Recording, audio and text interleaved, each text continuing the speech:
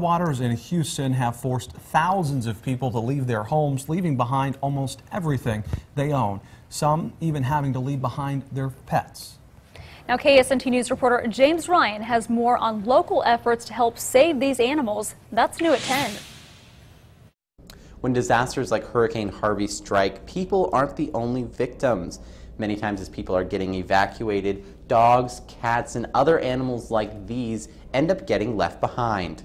Emily Fawcett is packing up her SUV, getting ready to head down to Houston. You can't help but turn on the TV or turn on social media and not see an animal suffering or a person suffering, so you feel compelled to help. Fawcett owns the Pampered Pet, an animal rescue in Junction City. She'll be coordinating with other animal rescue groups in Texas. Sadly, a lot of people, they're so attached to their animal that they'll either stay behind with their animal and put themselves into danger, or they'll leave their animals behind. Despite a law requiring FEMA care for household animals, Fawcett says many are abandoned. For instance, one gentleman left his 6 cats in a crate on his front porch just because he thought somebody would see them and would come and get them, and that's not the case. Fawcett is no stranger to disaster. She spent time in Louisiana after Hurricane Katrina and in Joplin after a tornado in 2011. But you don't have to be a rescuer on the ground to help. SPCA of Texas, Houston SPCA, and even Hills Pet Nutrition, who reaches out to all kinds of disaster relief programs, are great organizations to look to. Emmy Grease with the Helping Hands Humane Society in Topeka says you can always donate money, and many groups have Amazon wish lists. If they have a specific wish list set up, you can buy something, have it shipped directly to them, and that's going to be a lot easier and faster for them to take advantage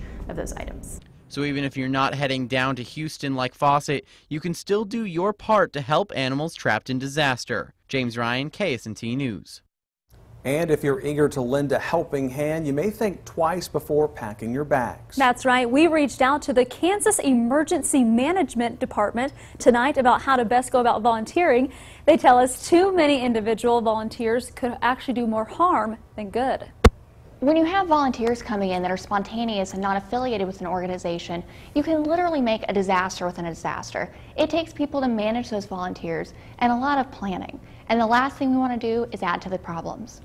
Now, Tucking goes on to say if you want hands-on volunteer experience, getting involved with an organization is the best way to go. She also says even though the state hasn't been tasked with anything yet, several groups are equipped and ready to go.